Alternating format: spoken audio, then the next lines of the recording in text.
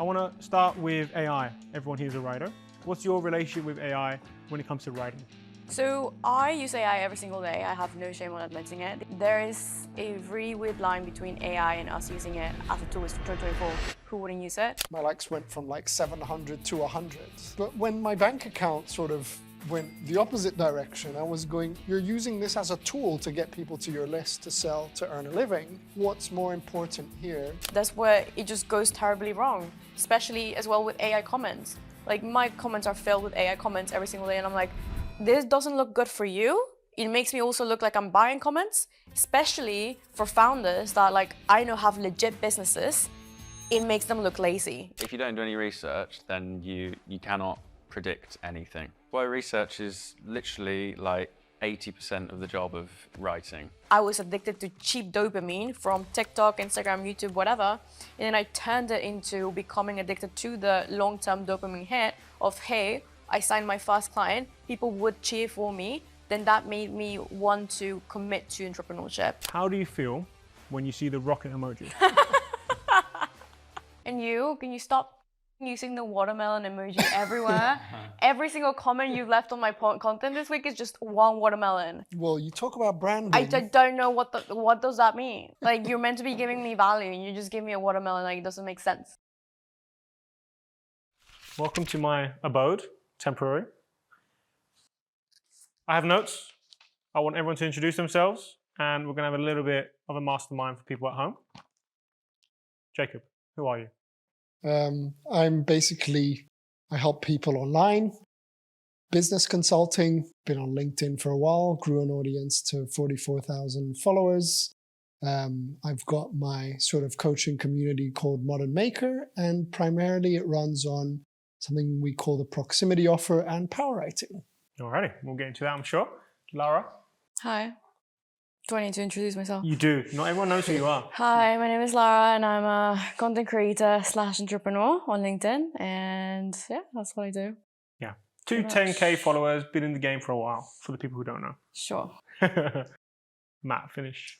My name's Matt. I help people write online and use writing to make money.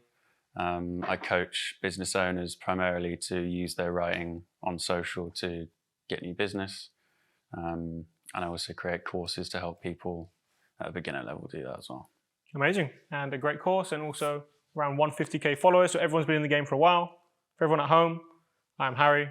It's a Gaming Playbook podcast. I have a weekly podcast and also ghostwrite. So the first one is I'm going to ask a question to Lara. How do you feel when you see the rocket emoji?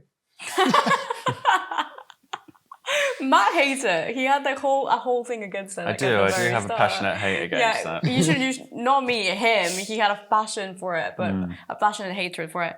I don't care, like as long as there's some value. No, actually don't put emojis on posts, I hate it. The only person I forgive for putting emojis everywhere is Jacob and he's watermelon. But overall, I think emojis just really detract from the main value in content. Especially if it's the rocket emoji, like why would you need that on LinkedIn? Yeah. Alrighty, I'm going to second this conversation. Rocket emoji usually means ChatGPT or generation. So I want to start with... Oh, we hated it even before ChatGPT. Yeah. It was just... People used it before AI? People used it as their like personality, you know? Wow. Yeah. That's compensating for something. Yeah. Yeah. It gave that sort of like try-hard attitude as well when someone put it in. Yeah. You know, I felt that, you know, you're sort of there pumping it out, but actually what is the true meaning and what's the motivation behind it? Yeah, for sure. I want to start with AI. So I use a lot of AI in my business because I have to get transcriptions and get the main ideas out, and it helps me a lot. So when it comes to writing, everyone here is a writer. I'll start with Jacob. Like, what's your relationship with AI when it comes to writing? Yeah, I mean, that's a good question. For me, it's sort of a love and hate thing because I truly enjoy the writing process. So I wouldn't use it per se to write the posts for me. But what I do is use it for ideation, especially when it's like finding different analogies or different ways to say the same thing. Or when I've seen that a post has done well, whether it's converted or whatever, I'll definitely dabble into AI to sort of give me different perspectives of it. And the other side of it is like a little system where it I use it to help me analyze the work that I've done. But I think I'm generally passionate about the writing process. So whenever I've used it in a sense to sort of write for me, I'll always spend more time actually editing and prompting it than writing the post myself. But that's probably partially because the sort of business line that I'm in, I like to demonstrate a lot of what I do. So it comes from like coaching calls, workshops and stuff. But that's what I mean by love and hate. So saves a lot of time, but wouldn't use it exactly to get my shit done. Yeah. Quick confession. I post around 100 times a month on LinkedIn. That's hundreds of comments to track across the CEO clients I ghostwrite for. It was impossible. Until today's sponsor, Aware. Here's what I get of Aware. 2 hours of my time back daily, and my clients get half an hour of their time back daily, saving them from the LinkedIn doomscroll. Here's how. You get custom built LinkedIn commenting feeds. You get analytics that actually work. You have scheduling. You have one-click CSV exports of all your best performing posts. And you also have lead tracking of everyone who comments on your post. All on one platform. If you want to give it a go, they have kindly given us 20% off. You just have to use the code Harry for 20% off at userware.co. Use the code Harry for 20% off at userware.co. Now back to the episode. Now, because we've had a conversation about this a few times where I feel like when you're writing for yourself, I find AI less, I guess, return on investment because you already got the reps in, I'd imagine. But I wonder, you two, do you use AI when it comes to writing at all? Like, what is your process? So I use AI every single day. I have no shame on admitting it. The other day, someone tried to out me for using AI for my content. I was like, this is ridiculous. Like, there is a really weird line between AI and us using it as a tool. It's 2025, 2024. Who wouldn't use it? I use it for ideation. Like, I'll either ChatGPT voice note, talk about what I want to talk, make it give me 5 key topics that I just spoke about, arrange my thoughts, and then I create something from it. For clients, completely different process. Again, what you said is spot on. I don't know what they know as much as I know what I know for myself. So for clients, I would use ChatGPT more for like creating the first draft, or at least pick bits and bobs of it and then put it into an actual template that I created for myself. Then put the hook in rearranging everything. The reason why people hate AI is that the people just copy paste and it's very lazy. But the best way to use AI is to generally write a post with it and then tailor it to what suits best. So almost like a puzzle. You like reverse engineer it, you take sentences from it, and then you add it into an actual post. For me, I use it every day, but just to ideate. It's never written an entire post for me. It's just written parts of it or even just a minimal sentence that single sentence sparks an entire post, which is the main reason why I love AI tools, even like Tapio, Bing, Claude, all of these. They'll write a post. It'll be one key line that's like a banger, like really good platitude or whatever, that then helps me not stare at my screen and be like, I don't know what to write about today. So, yeah. Yeah, I had a similar experience recently. I wrote a post about doing growth, sales, and client delivery at the same time when as a solopreneur, because sometimes you get distracted.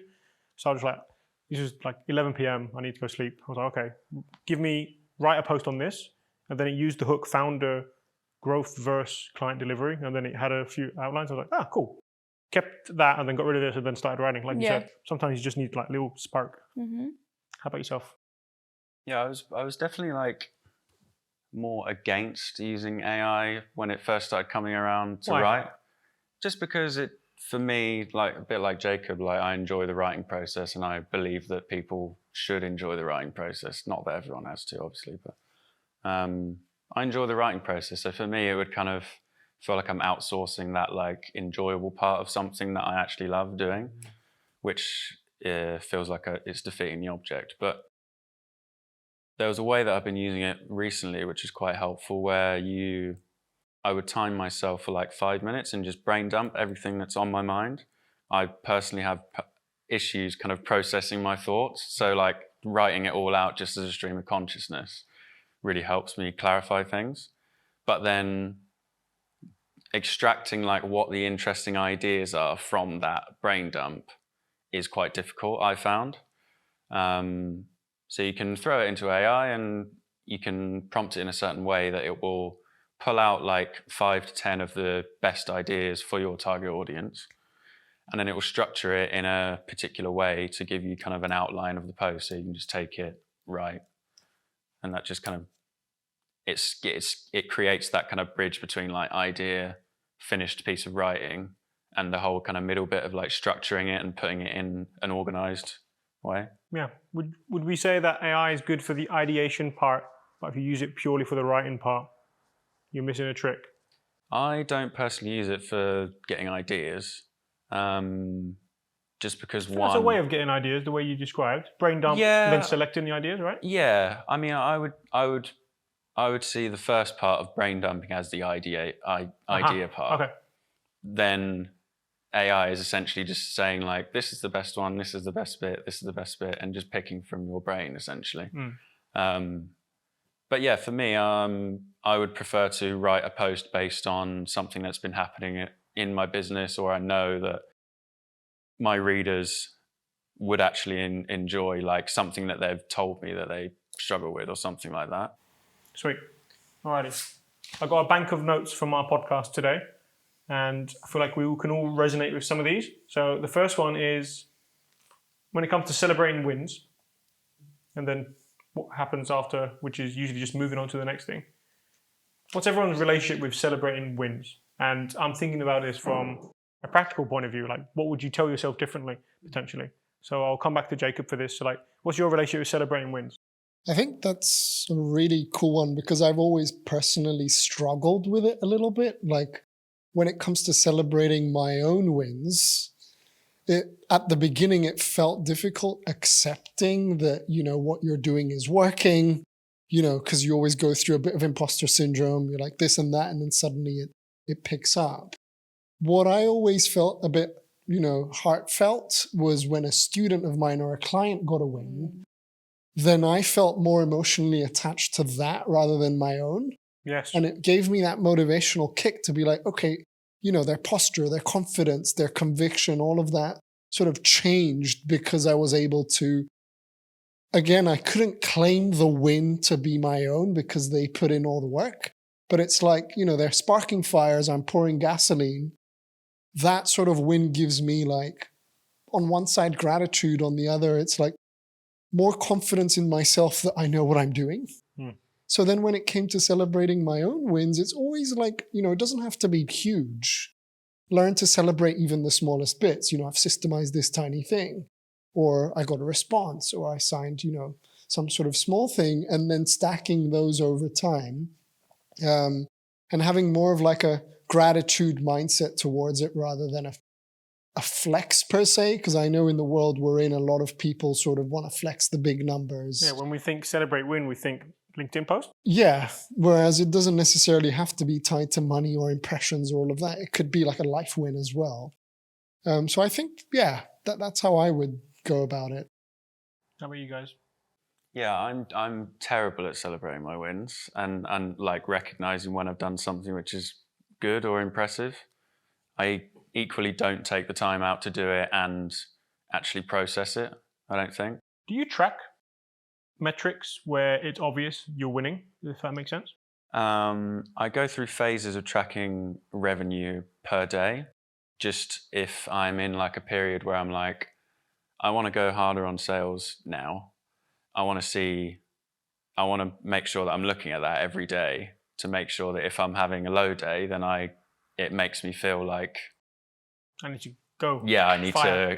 like a kick up the backside.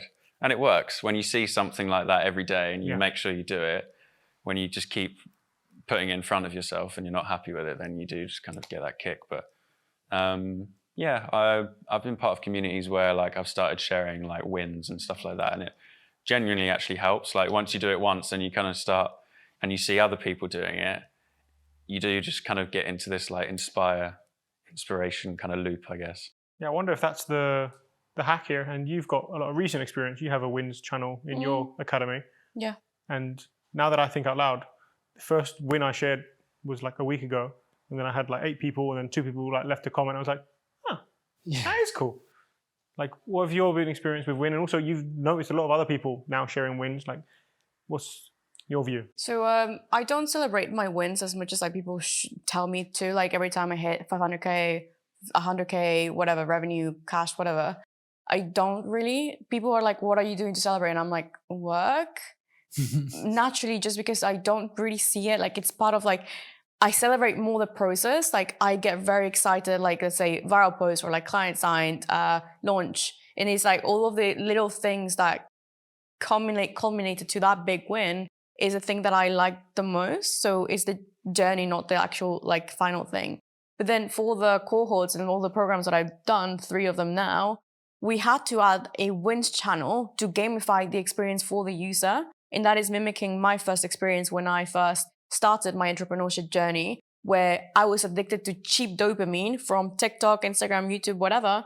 And then I turned it into becoming addicted to the long-term dopamine hit of, hey, I signed my first client, people would cheer for me. Then that made me want to commit to entrepreneurship. So that specifically is important for people to then celebrate. But I think beginners need to celebrate more than people that are like advanced in business. Just naturally to get into the habit of doing things, you need a reward system, almost like dogs. To get them to sit, you need to give them a treat, right? Rewarding the right behavior. Yeah, and then obviously then that becomes a habit, and then you just do it out of like cue. But that, I think celebrating wins is such a beginner thing to do. It's like super important then, but as we grow, it's more of like, how are we celebrating every single day regardless of like, no need to make a LinkedIn post out of it. It's more like, are you proud of, did you give it your all today? And if you did, then congratulations. I think that's why entrepreneurs love entrepreneurship so much, because every day can be such an amazing day because you know you left everything in the table and like there is nothing else you could do for that day. When you said the thing like once you get a bit more ahead, I think the celebration potentially, at least this is how I feel, becomes more reflective. Like we're just reflecting on either a period of time, a launch, and then maybe it doesn't feel as much of a win. It's just more of like a acknowledgement.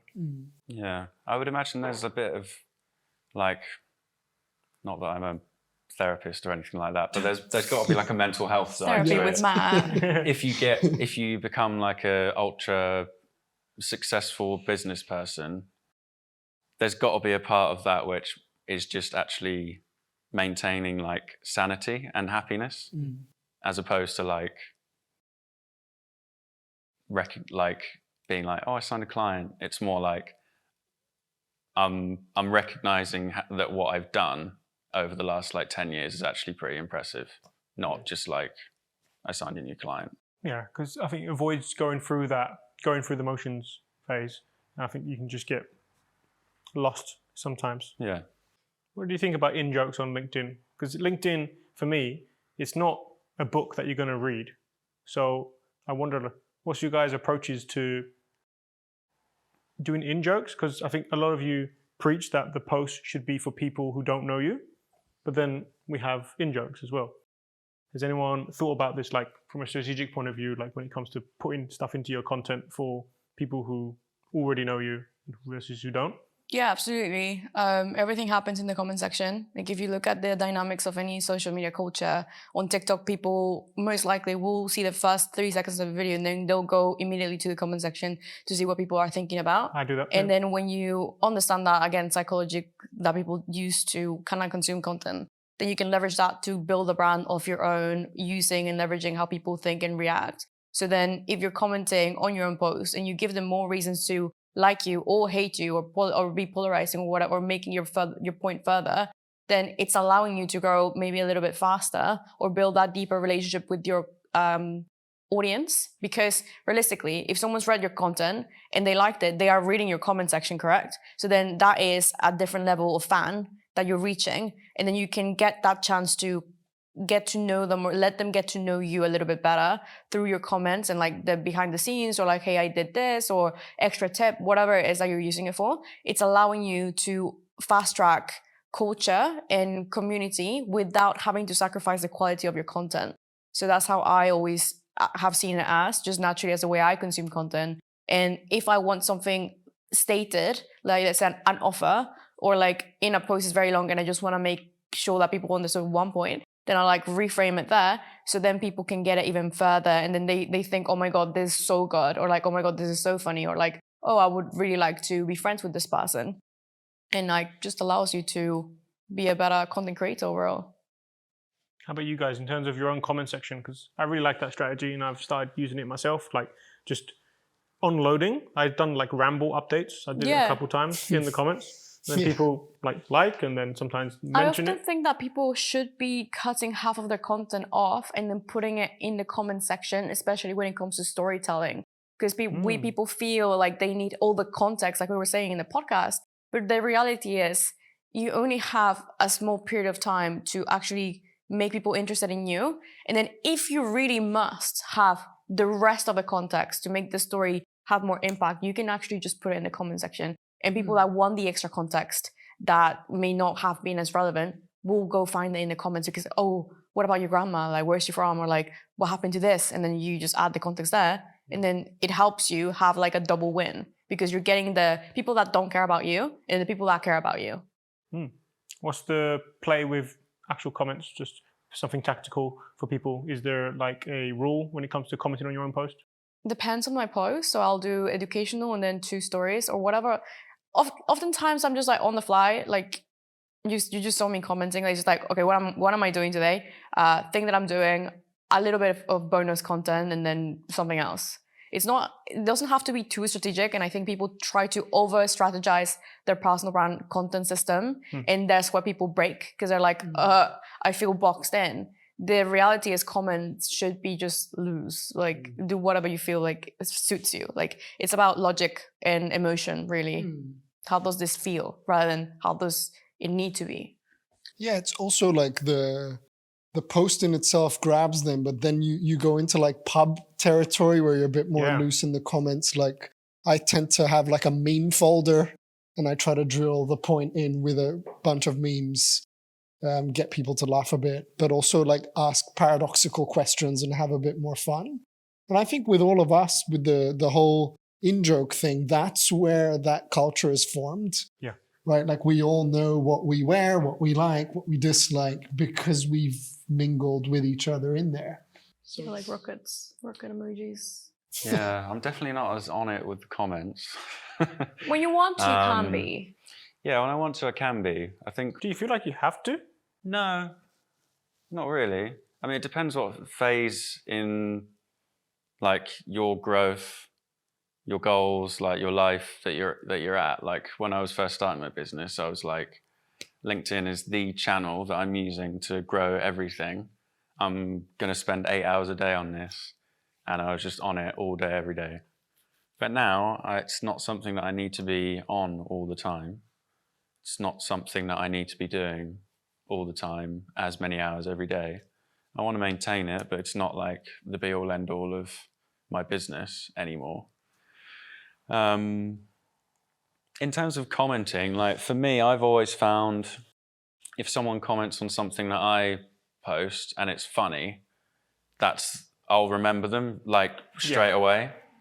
And for me, I prefer to comment something that's like going to make someone laugh as well. It'll be like just a one-liner, like I'll read their post and it'll just be like a one-liner, the first thing that comes to my head. I won't like deep it and try and give like some kind of philosophical answer or like an educational response to it. Yeah, I've noticed that. Like there's some advice where you want to give more value in the comments and be known for that. But at least for me, like that's a lot of mental energy. Yeah, and I feel like I'm not going against anything that you do, but I think people have cottoned on to what Lara does and what other people do to like really go for it with like these educational comments. Is this on your posts or other people's posts? Some of them are on my posts. I see it on other people's posts as well. So they're just commenting on posts that aren't written by yourself, the person posting. Yeah. But like there'll be like 2 or 3 people who do it on my post. They'll come and get there early and they'll put like they'll write a mini kind of educational post, but like you can just get the sense that it's like you've probably copy and pasted it from somewhere, or it's like you've used something to just generate this educational content because you know it's going to get a lot more engagement. You're going to get people liking your comment. And for me, that just feels weird. Yeah, like for me, if you're going to do that, you want it to be like for me anyway, a loose paragraph with a personal anecdote, which is actually connected to the post. Because then you know it's like, oh, he wrote it. Yeah, and you have to like think about how the other person on the person whose post you're commenting on is going to perceive that. Like if they just think like, well, that's just rubbish, then it's pointless commenting it. But if they're like, if you can comment with something that's like you think is actually going to be relevant to them, then they might enjoy it, reply, and then you build a connection, like an actual relationship. I think people have lost the ability to think logically and where things should be going. Like people will take my advice and your advice very like as in that's the only thing verbatim should be happening. Educational post, 3 lines, good hug, paragraphs, copy paste. And maybe they saw me do it once and they'll be doing it every single time. But realistically, you need to be applying critical thinking. Okay, Mark Barker is this type of person. Would he enjoy this type of comment? Probably not. Is this comment relevant? No. Lara's audience, will they enjoy it? Most likely. So I'm gonna do it there. But like, I wouldn't do the in-depth comment that I do in my own post on like a Matt post, because Matt is my friend first. And then I'll probably just leave a meme or like, hi, like welcome Make back. people laugh. It's just like, it's context dependent. I don't think people understand the necessity of understanding culture, context, and who you're talking to, who is the audience, and all of these things.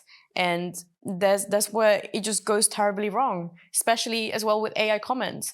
Like my comments are filled with AI comments every single day. And I'm like, this doesn't look good for you. It makes me also look like I'm buying comments. And I actually don't even know you, and why are you leaving AI comments? Especially for founders that like I know have legit businesses, it makes them look lazy. Hey everyone, enjoying the episode? Like the video and subscribe so you don't miss the next playbook. I feel like everyone's gotten to a stage at some point where they got bored of writing their own content. And I know a lot of other people who feel like, this has become a chore now. What's your approach when it comes to, has anyone felt bored? Who's the first person? Yeah, all the time. But it's not boredom. It's either I don't know what to write about, or I feel like I bored my audience. That's where my boredom comes from. I could talk about myself a lot or like things that I know. But it's like, have I repeated myself?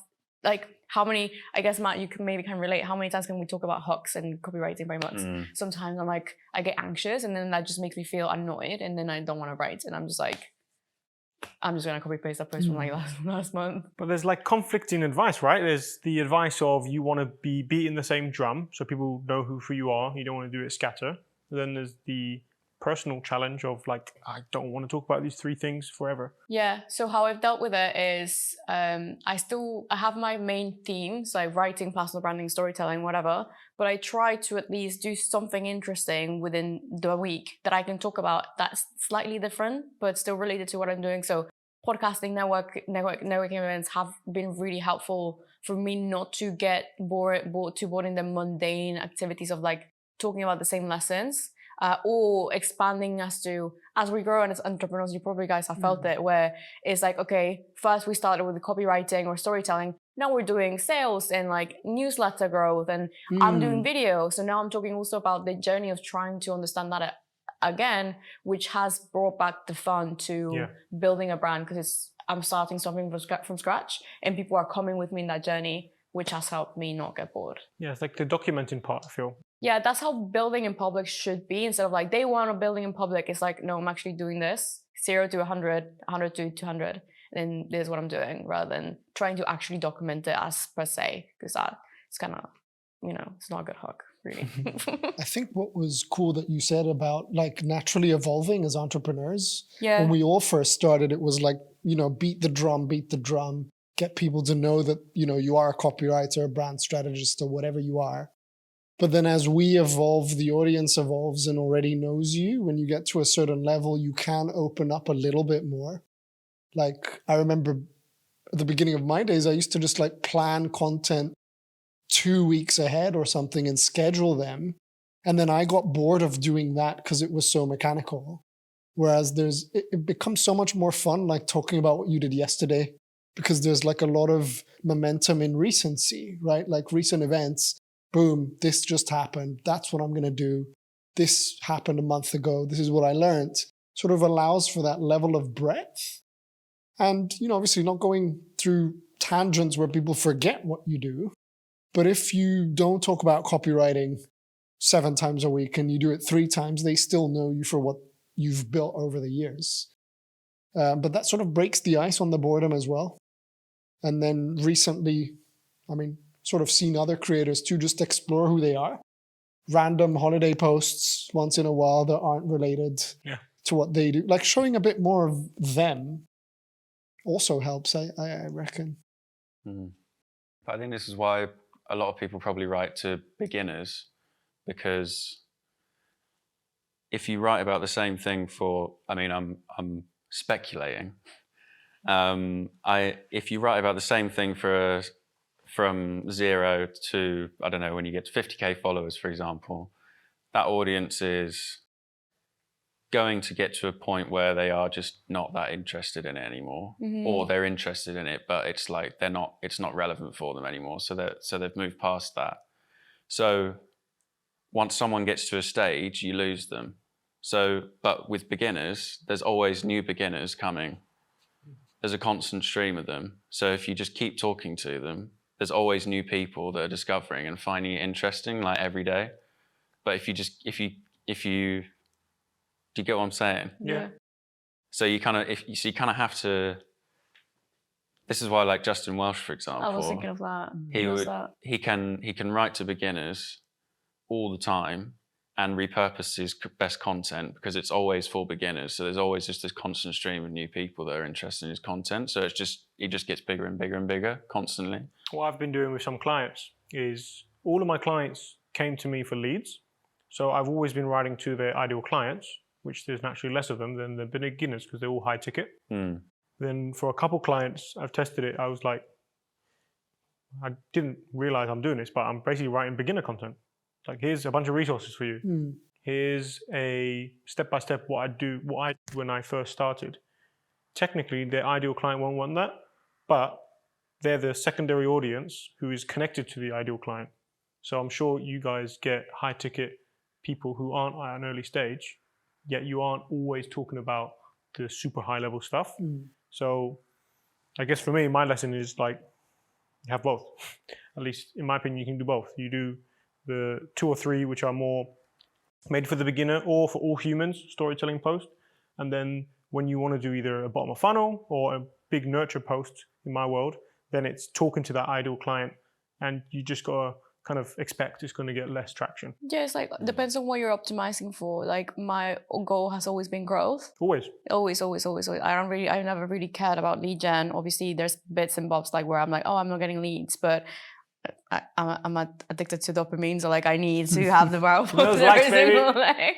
And when I started doing more in-depth breakdowns of like, this is how psychology works and this is how X, Y, and Z, like very specific terminology that only an intermediate writer would care about, then it got less traction. Why? Because there's way less intermediate and advanced people on LinkedIn than beginners, right? And that's why I guess it's similar to Justin Welsh. We loved his content at the start because it was like new, different, whatever. Then you understand everything he said, then you fall off. But then ultimately, at some point, you'll find him again because it's back to fundamentals. And it's like beginner content also works for the advanced people because it's a good reminder of what we should be doing.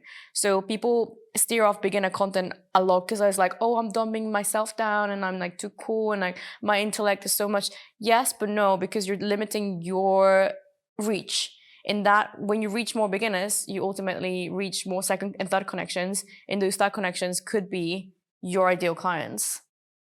Yeah, I also think like when you jump from sophistication levels, you get to choose where you want to go. Like I remember with myself as I evolved, I got to a point where I was like, I'm not going to follow the hooks and the trends and the things because my mind changed.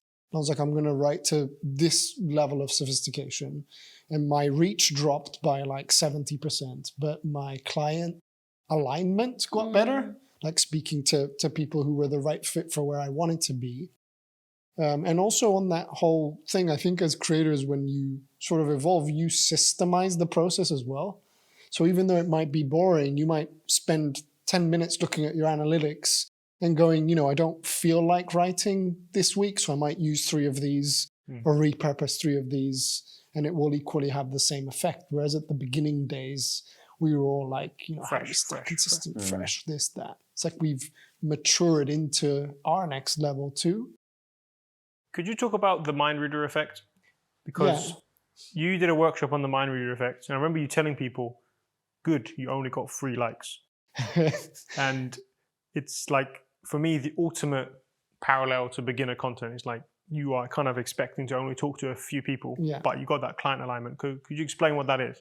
Yeah, so for me, when I sort of went down the other way, so more monetization, less growth, I was like, I want to talk to 1% of my audience, not 99% of the audience, and ran a few tests. And I realized, like, as we were growing, I can only speak for myself, it felt that everybody sees you, right? So they're like, I see you, I praise you, I this, I that. But I felt within me, I don't know if this is sort of touching on different, more spiritual realms or whatever it is, I never turned around to see them or show them at least like, hey, I understand you, I empathize with where you are. So this whole mind reader effect was born out of like, let me do more R&D up front at the sophistication level of the client I wanted to hear me. So for example, in my world, somebody making $1 million a year versus somebody making 10K, we can still say, I'm going to help you get clients, but you change the wording a little bit and suddenly the beginner doesn't resonate, whereas the sort of more advanced person does. But then they have a different set of emotions and feelings because of that level of evolution they are. So it was more on the life side, let's say burnout or overwhelm or stress to keep it at high level wouldn't resonate with a beginner who has ample time but is money poor versus somebody who's time poor but money rich. So then the mind reader was getting truly into something I called like problem symptom experience. Instead of talking about the classic problem of, I can't get leads, dive into the actual experience they're having. Like, I've just watched Karen sell out her program with a Barbie reel. And here I am posting every day, spending 8 hours, and I can't even get a single lead. That is hinting at maybe you don't have a content strategy or whatever the upper problem is. But showing the experience and building that relevancy and resonance. So I think that is it at high level in terms of how I perceive it. But it did drastically get my reach to go down. How does that feel? It felt really weird at first because I'm so used to the dopamine hits, right? Like, It was like, yes, yes, yes, oh my God. And then my likes went from like 700 to 100. But when my bank account sort of went the opposite direction, I was going, I had this little mini epiphany in a way where I was like, you're using this as a tool to get people to your list, to sell, to earn a living. What's more important here? And over time when I can't say I've gotten, like, I'll abandon that dopamine forever. It feels good when a post does well. It sort of helped me get offline a bit more and enjoy, client delivery and being with a smaller group of people. And there's merits to both, but I reckon it's a conscious choice that I make, similar to what you were saying, Matt, with sort of starting on LinkedIn and then expanding, using all the platforms as tools to get people further down. Yeah. And that mindset switch sort of helped get off the platform more. You do a little bit of mind reader, I feel, sometimes. Yeah, I probably don't think about it as deeply as you just described. But I understand the approach, and one of the things I kind of read fairly recently and kind of knew about anyway was like Jacob said, the different, like, you can teach someone who's doing 10K a month, $1 million a month, how to get clients as a base, as like a topic. But the kind of differentiator is talking about things that the person who's earning 10K has done in the past to get to where they are. But with the person who's on $1 million a month, you talk about the things they've done in the past, that because the things that they've done won't resonate with the other person, and vice versa. So that's I imagine what you're sort of similar to what you're talking about, where you can, it's subtleties in what you talk about someone's past and the things they've done that separates. Yeah, I think sounds like it's like you can have the topic of get clients, but then you have like a timeline filter. It's like, is it at this stage or at this stage? So I feel like you can do a bit of both now. That's why research is literally like 80% of the job of like writing. 80%. If you don't do any research, then you cannot predict anything. Like the more research you do, the more sure you can be about what you're going to get back from it, your writing that you put out there. Sweet. Before I move into some LinkedIn comments, I'm going to ask a question to Lara, because I haven't heard her voice in a while. What is your biggest challenge right now that you're looking to overcome? And what would you ask Jacob or Matt? My biggest struggle, I guess, we were talking about I'm doing high ticket soon. You guys have both done it. So it is more about the challenges between doing mid-ticket coaching, high-ticket coaching that is way more high contact. What is the one mistake you made when you launched your first high-ticket offer? It's a good question. I think it was personal. You underestimate how much you know because the price sort of throws you off a little bit. Like I remember with me, the first 20K high ticket deal I closed, it felt fraudulent. I was like, people are paying me this much money for something that I didn't even truly know how I was going to figure out. What was I going to do? So challenge number one was like, how do I speak to that person who can give me 20K, no questions, for example? And in the high ticket world, that might be, a bigger number, whatever it is that you set. And then it's actually the person who's going to come might be better at you on certain levels. And you have to accept that they're hiring you for that specific thing that you're going to solve. Do you reckon it's an ego thing as well? There's a massive ego thing. Okay. Have you experienced something similar? Yeah, I constantly underprice High ticket, myself. yeah. But I've never done anything like 20K deals or anything like that. But I think the most my offers have got to is like 5K a month. But I've just found it's more about finding the right person who's just willing to pay that, not necessarily like changing anything massively about your offer or making it that much more enticing.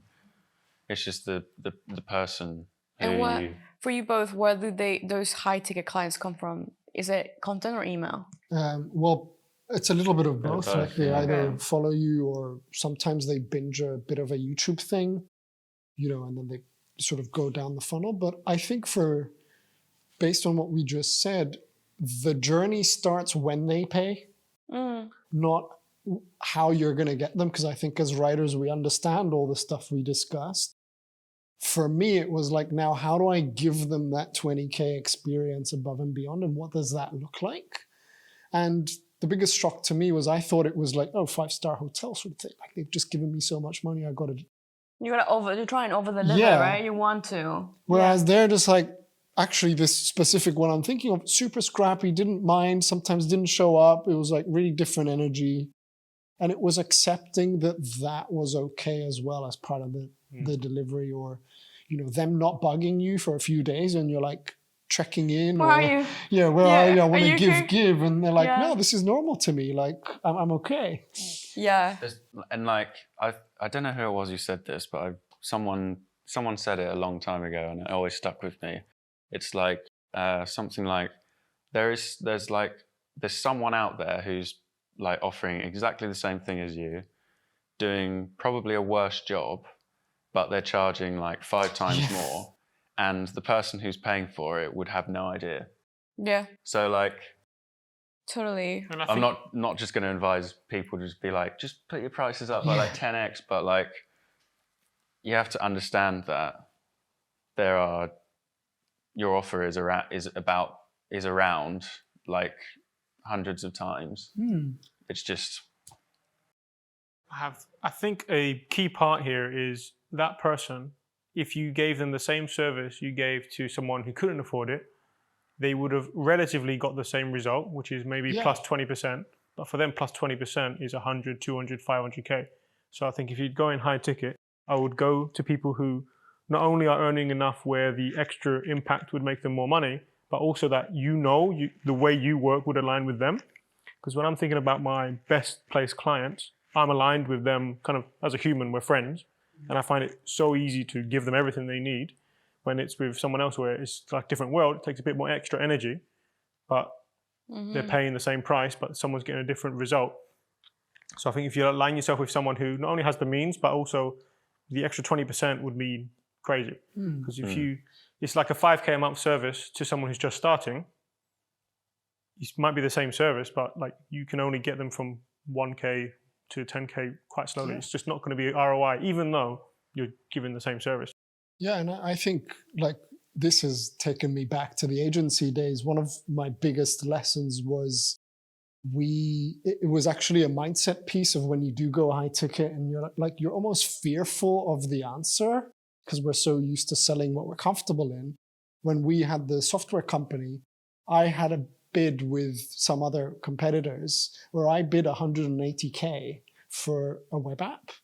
And that was justifiable, it was tangible, it was whatever. The two other companies, we had a design team and a strategy team, they got it and my company lost their part. And when I asked why, they said, you were too cheap. So they bought into someone who charged 250. Wow. I was 22 years old at the time. Like I had no idea. I was like shaking when I sent the bill. Yeah. And they were like, no, we don't believe that you can get that at that amount. And that was the first lesson, me going, holy shit, you can actually charge more. Yeah. And the other one was a few years down the line when we were swamped. I just told a dev on the team, man, just tell them it's 50K so they can say no. Because we were so swamped at capacity. And he came back, he could barely speak English. He goes, Jacob, they said yes. And I was like, I didn't even take the call. I've told you to shoo them away. Now they've said yes. There's always a yes on the other side.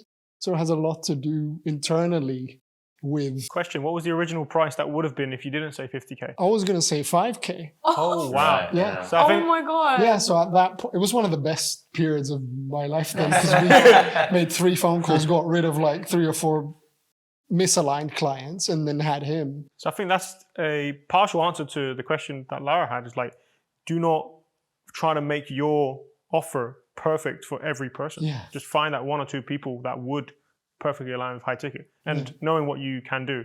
There's plenty of those out there, right? Oh, thanks for believing in me. I believe in you. Thanks. Alrighty. Matt, biggest challenge? Biggest challenge? Getting distracted. I definitely have this thing of like, I know I should be doing one thing. For example, I offer one-to-one like consulting with business owners, or I also create products and courses and help people become better writers in both instances. But the courses and products is something, A, that I enjoy doing a lot and creating a lot. To B, I enjoy marketing them a lot more. And C, it takes up a lot bigger percentage of my yearly revenue than the coaching or the consulting. So everything would tell me to do more of that. But for some reason in my head, I think I need to have these consulting clients and get that right. In my head, I can't just put that aside and focus on one thing. So I kind Is of... it like shiny object syndrome? It's not necessarily that. It's more of actually there's a bit of boredom at play as well. I'll get bored of something and then be like, all right, I need to launch a new something, sell a new something. And I do it, but then that detracts from the thing that the other thing that I should be, yeah. So I'm constantly not just going on like one thing, I know I need to do that and I'm going to do that really, really well. Here's what I've had this problem. So I have the ghostwriting, which is the main thing, but I've also done coaching. I've done coaching with like 15 people now. And the way I sold it is as a launch for a month. And if they want to, they can continue. And almost at the end, I don't want them to continue. I had 3 people say they want to, and I said no, because I was like, I should focus on ghostwriting. But then I stopped it cold turkey. And then I was getting leads with people who were misaligned for ghostwriting, but I could help them with coaching. So I just told them a stupid price in my eyes, which was $12.50 a month. And I was going to be like 45 minutes a week. And they said yes. And then I helped them. And it was for around half the price of ghostwriting for a lot less time. And then I started to realize, like, okay, wait, I'm actually getting more than just the money from this. I'm getting a relationship with someone that's interesting. And also, I feel like I'm learning when I'm coaching someone.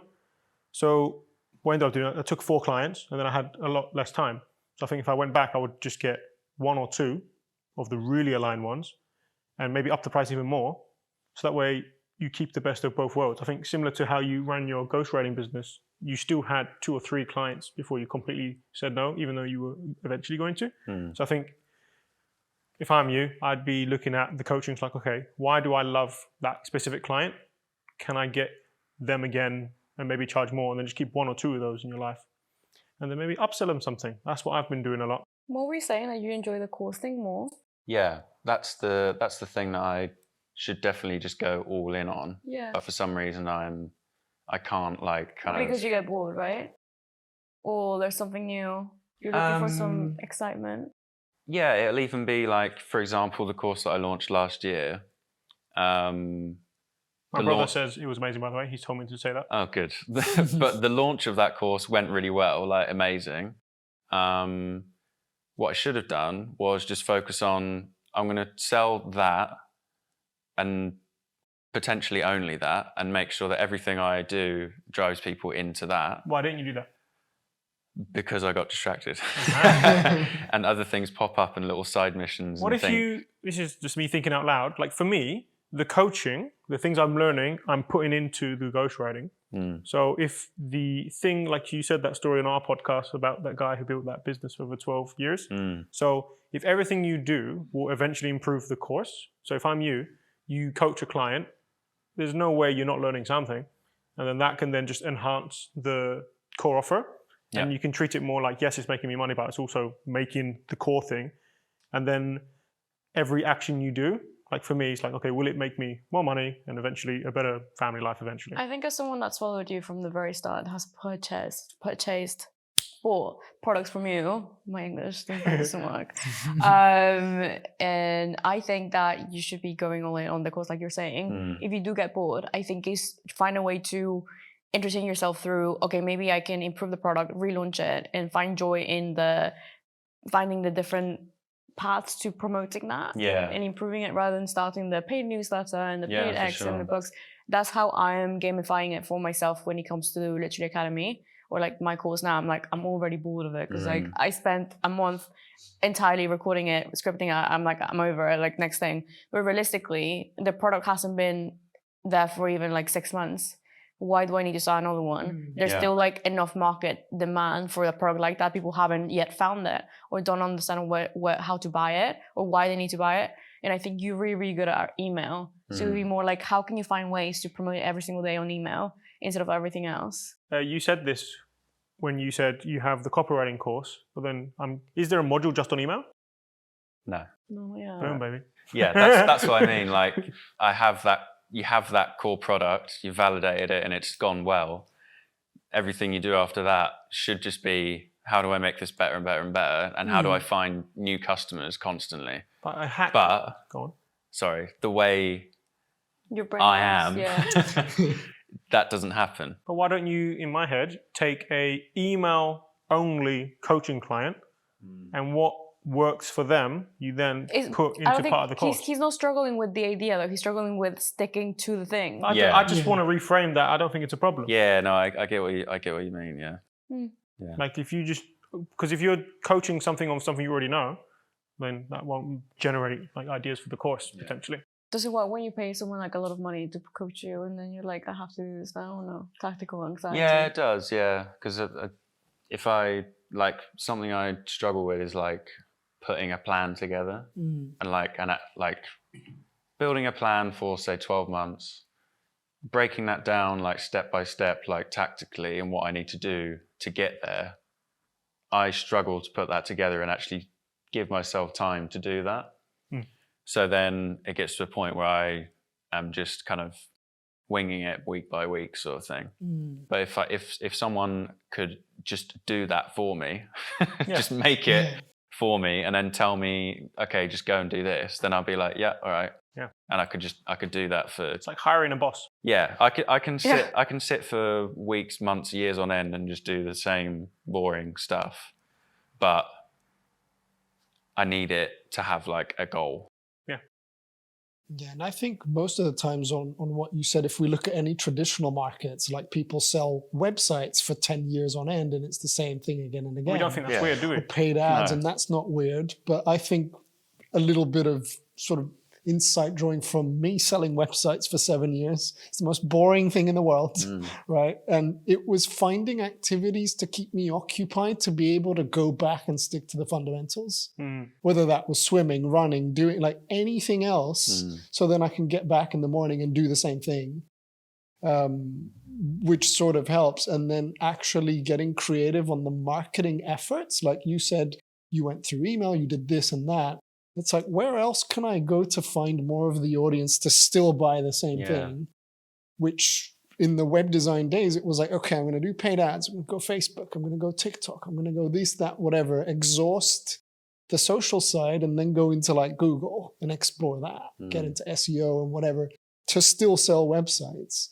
And I think in the process of learning new things about marketing to market to the same product, it made it more fun to do because the products still remain the same. Yeah, don't change the product, change the marketing. Yeah. And also your life as well. Like Yeah. I told you guys, we're going paddle on Sunday. Maybe that will make doing the course a bit more fun because you got a bit of flavour in the life. Definitely. Yeah. Jacob, you're smiling, but I'm now going to bring you to what is your biggest challenge right now? Interesting. I think it's at a cross section of what we've been talking about this whole time. For me, it's, I think as I evolve to build more leverage and enjoy more boredom, because I sort of hustled my way through the whole agency thing, scaled up and down. And I remember with Matt, when we first met, I was always amazed at how little he did compared to, let's say, what I was doing, because it's like managing 12 teams and coding at night and doing, like, I would wake up to this business that I wanted to run away from. I remember you telling me about how you envied Matt a little. Yeah, and it was like we'd go on jogs. That was a funny meet, yeah. He's like, man, I've got like a call this week. And I'm like, a call this week? You had like 40 and I'm like, I've got one call. Yeah, so like, I think ever since, whenever it was always like, how can you build more leverage to be more bored? Like, I think I used to be a musician for ages and used to lock myself up in a room and play guitar for 8 hours. Like, it's calling for more of that at some point. And I think knowing what we've learned so far and then instilling it into some system to work a bit less is almost like me gamifying that and being like, are you okay with doing nothing?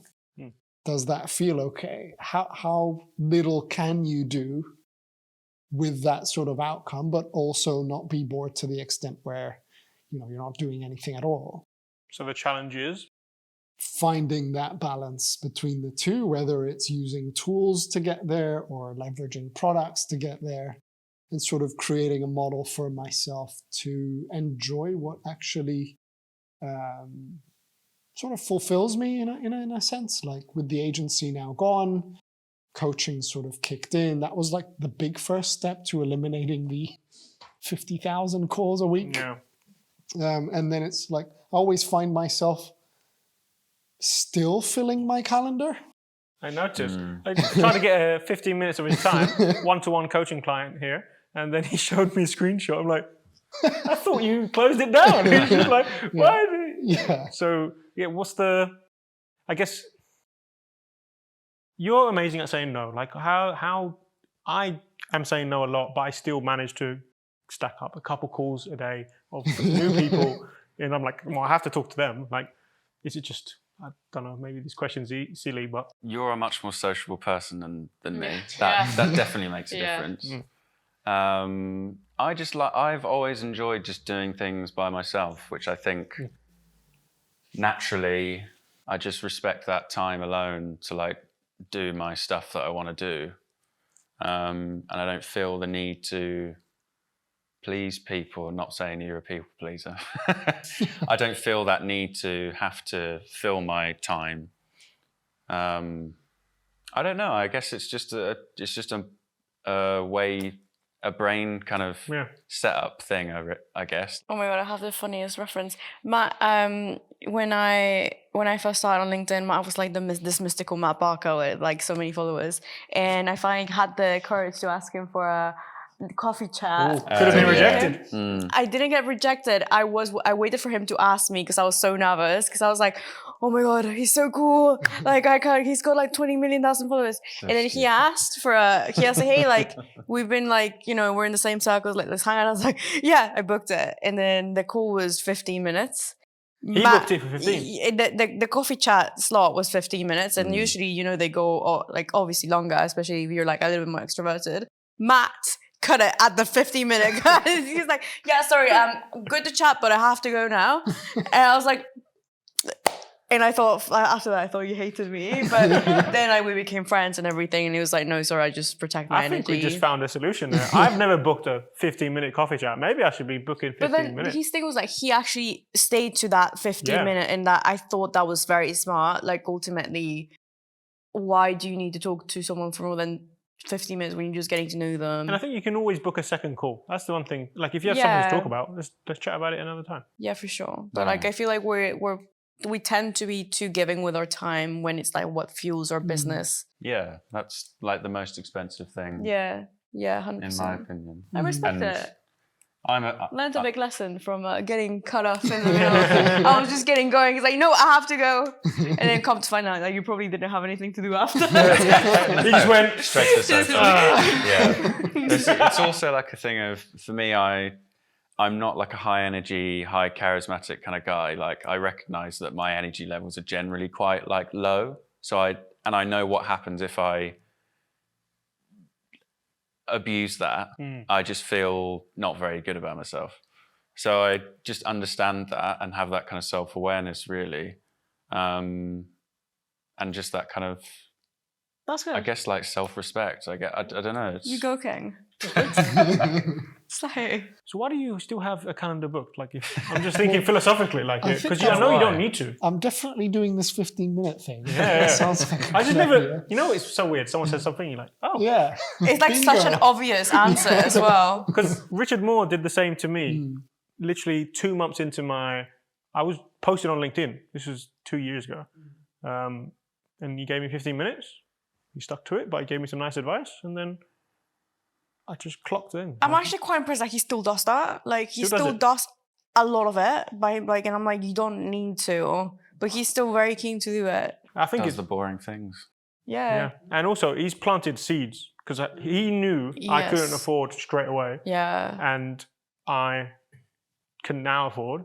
I haven't had to use him, but I know if I ever struggle, I actually send him 2 clients. So that's 15 minutes. He's so smart with it. Like, I admire him, and I think it is being aware of what you do very well. Richard can speak like for ages, and like you can literally, he speaks about water, I'll buy it. It's free, I don't care, I'll buy it from him. And he knows exactly what his unfair advantage is, and that's how he speaks. For like Matt, I think it would be like writing. Like, he's just really good at writing, so he doubles down on writing. I double down on speaking on podcasts because I know I can perform better there than anything else. So it's like, okay. But coffee chats, no. Like, I don't do them anymore. They scare me. I don't like them unless it's like one a month, maybe. Yeah. If that. I like it. Alrighty. I did a little elevator selfie picture today, if you can see that camera. And I've asked people for questions. That was 1 hour ago. And here are the questions. Puya. It's an unpredictable collab. Ask Matt about his early days engagement strategies, please. No. Rapid fire. I say no. Because it's like all day. Oh, yeah. When you used to engage. My old engagement strategy was reply to every single comment I used to get, comment on like 50 people's posts every day, 50. something like that, Boom. and just keep commenting as much as possible. Okay. Would you recommend that? If you're just starting out, yeah, go for it. But if you're not, then no. Cool. What's the cutoff point? Final question. Until you feel like you have a network where you've got a network where there's kind of you have a bit of Like a a critical reputation. mass. Yeah, there's a reputation. People are kind of talking about you. I like it. Sweet. All right. Got 3 questions from Shivan Yi Kumari. Ask Jacob how to sell $10,000 plus offers. Very Watch this podcast. yeah. How to sell $10,000 offers has to do a lot with your positioning, who you speak to, your messaging, making them feel heard, which is exactly what we were talking about before. The mindset piece, but also don't think that you have to justify the means to 10,000. I have no idea what they're selling. So I help founders and agency owners get clients on LinkedIn. Okay, so when we talk about pricing, don't price the deliverable, price the outcome in the context of the present pain that the person is experiencing. So if they're selling clients, what is a client worth to their client? If, for example, it's 5K a deal, and then they help them sign 10 of them, then 10K The 5x return is a 5x return. Crazy. So in that context, it's cheap. Amazing. Okay. Lara, are you ready? Mm-hmm. How to build a personal brand. How? How to build a personal brand was the 5-second answer. Go on YouTube, click Lara Acosta, watch all my YouTubes, and then you'll be able to grow your personal brand. Which video should they start with? The very first one they see. Perfect. Whatever it's meant to be, it will show up. Lovely. And ask Matt how to write copy. How to write copy. Right, okay. It's a very broad question. Okay, research, pick a person that you want to write to, ask them questions about themselves, write content that is to do with those topics that they answer. Do people skip number 1, do you feel? Yes, Cool. So double down on that one. yes. Amazing. Lara, you need to stop laughing. Alexis Bertholf says, is that Lara in a disguise relating to your elevator photo? Because you had an outfit No, on. it's not. Oleg, how to get my video into the video feed? I can answer this. It automatically goes there. It's just if you wanted to get more impressions, from my understanding, and Lara can correct me if I'm wrong, it needs to be actionable and valuable, and the hook is very important, like the first 3 seconds. So if your thing isn't getting traction, make it more educational. So what people don't understand about video is that the video feed right now is getting manually boosted by LinkedIn themselves. We've had this confirmed like multiple times. And so when you're looking to actually get into the video feed, as in want to get recommended, then your content has to be specifically valuable to one specific avatar. Specifically, and what we've heard is it needs to be within what you're talking about. So if you're an accountant, it has to be an accountancy video teaching other people how to do accountancy things specifically. The fast hook, the way the video is laid out, how well edited it is, the subtitles, anything else, doesn't really matter. What matters to them the most right now is the type of content. It needs to be educational. It needs to be professional. And it doesn't need to be like too flashy because they don't want it to turn into the TikTok algorithm or the Instagram algorithm. It needs to be very specific to the topics at hand. That's why we'll see people like Alexis going viral every single week on LinkedIn because she's speaking to very tech related content. And if you think about LinkedIn as a whole platform, they want to push that forward where it's like too niche specific, not too viral, not too clickbaity. It is actually video content for professionals so they can learn. It is not about how hook and clickbait you can get, is how much value can you actually add to someone. Obviously the hook and the visuals help for the standard user that wants to be entertained, but for LinkedIn themselves, the metric that matters is how much value are you adding per second of video. The way you describe that sounds like surely they are using the transcript of some way to check, because you said how Otherwise, how would they know if an accountant is posting accountancy-related topics? So- Because the LinkedIn has people manually looking at the videos themselves. You just look at overall distribution. Like 1 million users on LinkedIn, only 1% are posting content. Only a fraction of those are going to be posting content as in video. So they can easily it's a human, manually, you're saying, yeah, like- the human manually is not AI. It's a human manually pressing a button, boosting it into the algorithm, giving it more impressions. That's why you'll see videos getting 5 million impressions, but not that many likes, because they're just pushing it to more people. That doesn't necessarily mean that it's being seen, it's being liked by more people. It's just being pushed to either the front of the feed. So like when you open the video feed, is the first video you'll see. The second thing is like on LinkedIn mobile, you'll see the 3 videos now showing up It as will you count scroll. that as an impression, Yeah, I'm and sure. that counts as an impression. So that doesn't mean that. That's why LinkedIn video, and I hate it, it's so complicated. People are seeing impressions as actual progress that your video is good, but it's not. It's simply fabricated drive views by LinkedIn themselves to 1, incentivize people to create more video, 2, incentivize what type of video people want to be, LinkedIn themselves want to be seeing, and then 3, actually bring more people in from other platforms so they can start educating, and then we can grow the platform as a whole. It's not as obvious as we'd like it to be, but it is what it is. So yeah, that's my small video rant. I like it. That's going to become a clip. That was nice. My brother said, I'm screaming right now. Todd White said, ask for the Powerball lottery numbers. How many numbers is the lottery? No idea. 5. 4 or 5? 5? 5? I feel like it's 5. All right, just throw 5 numbers. Maybe someone wins the lottery. 7? 3. Is this 1 to 100, right? I think Powerballs. so. Yeah. 55. 12, and then Johnny. 24. There's your lottery numbers. Go get it. Okay, a few more quick fire. I'm Jake- hungry. Okay, you love this question then. Jacob, why do you love watermelon? One word. Cyprus. Nice. Lara, who is Junior Wizard? Don't know what that means. This is from Ali Farhan. Ali. Oh, who is Junior Wizard? Oh, here. Ali is Junior Wizard. You're welcome, Ali. Matt, why is your writing course so good? Because I made it. Hey. Hey.